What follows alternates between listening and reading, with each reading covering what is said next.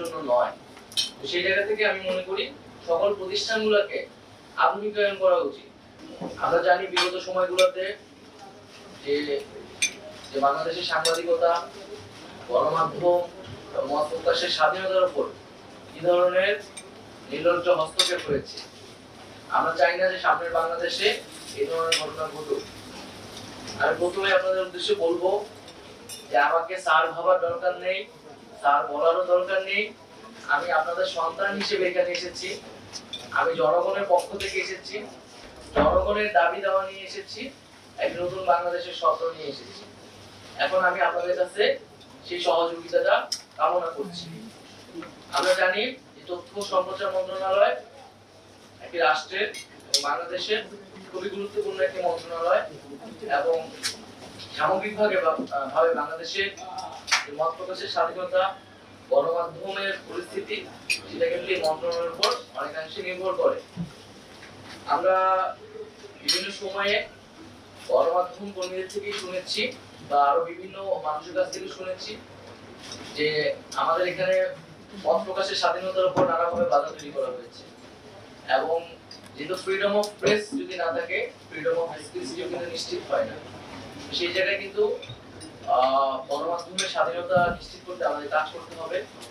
সেই জায়গায় বিভিন্ন ধরনের আইন এবং বিধিনিষেধ রয়েছে, যেগুলো নিয়ে সমালোচনা রয়েছে।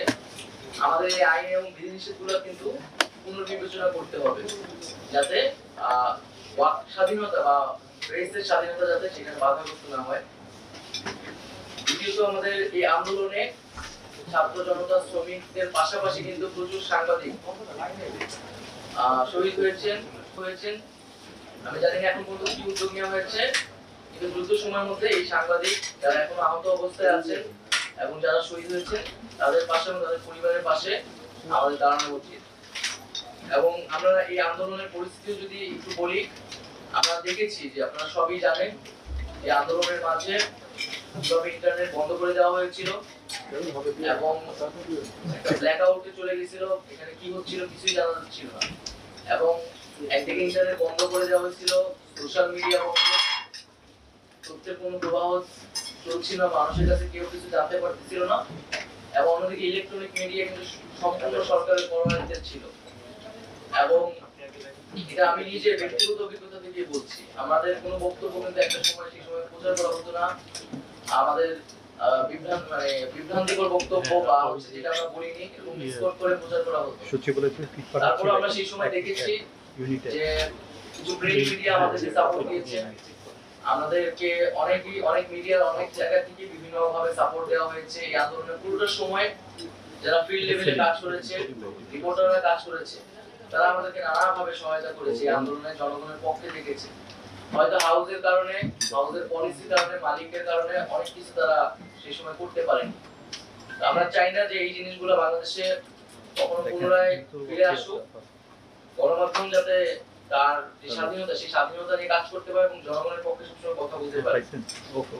আমরা সাংবাদিকদের বেতন কাঠামোর বিষয়টি নিয়ে কথা বলতে চাই। এটা নিয়ে অনেক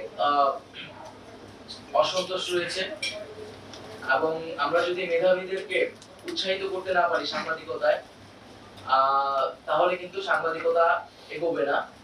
সেই জায়গায় যারা রিপোর্টার, যারা জুনিয়র লেভেলে কাজ করতেছে, তাদের বেতন কাঠামো কিন্তু খুবই কম। অনেক জায়গায় কোনো বেতন কাঠামো মানা হয় না। তো এই বিষয়ে সুস্পষ্ট নীতিমালা প্রয়োজন এবং আমাদের যে প্রতিষ্ঠানগুলোর কথা আপনারা বললেন, এই প্রতিষ্ঠানগুলো দ্রুততার সাথে গতিশীল করা দরকার, আধুনিকীকরণ করা দরকার।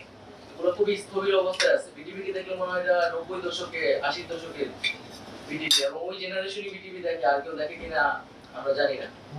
একটা তো হচ্ছে তার একটা দলীয়করণ, রাজনৈতিককরণ আছে, আরেকটা হচ্ছে তার কন্টেন্ট গুলো হচ্ছে মনে হয় যে এই প্রজন্মের জন্য নয়। তো সেই জায়গা থেকে আমি মনে করি সকল প্রতিষ্ঠানগুলোকে আধুনিকায়ন করা উচিত। মানে জাস্ট সরকারি একটা প্রতিষ্ঠান এবং সেখানে কিছু সরকারের পক্ষ থেকে সরকারের অ্যাসাইন করা কিছু লোক বসবে, কিছু পদ দখল করে বসে থাকবে, এরকমটা যাতে না হয়। সত্যিকার অর্থে যাতে এই প্রতিষ্ঠানগুলো কাজ করে, এই জন্য আধুনিকায়ন এবং গতিশীল করা উচিত। আমাদের যে সেন্সর বোর্ড, জুরি বোর্ড এবং এই ধরনের যে কমিটিগুলো রয়েছে, এই কমিটিগুলো দ্রুত সময়ের মধ্যে পুনর্গঠন করা উচিত এবং সার্বিকভাবে আমি বলবো যে আমাদের যে ফিল্ড, আমাদের চলচ্চিত্র নিয়ে আমাদের অনেক বেশি কাজ করতে হবে। আমাদের তরুণ প্রজন্মের কিন্তু অনেক আকাঙ্ক্ষা চলচ্চিত্রের জায়গা থেকে, এবং সেই আকাঙ্ক্ষা কিন্তু বাংলাদেশে পূরণ হচ্ছে না। কিন্তু অনেক আগ্রহী ছেলে পেলে আছে যারা কাজ করতে চায়। তো সেই আকাঙ্ক্ষা অনুযায়ী আমাদের হচ্ছে চলচ্চিত্র নিয়ে কাজ করতে হবে।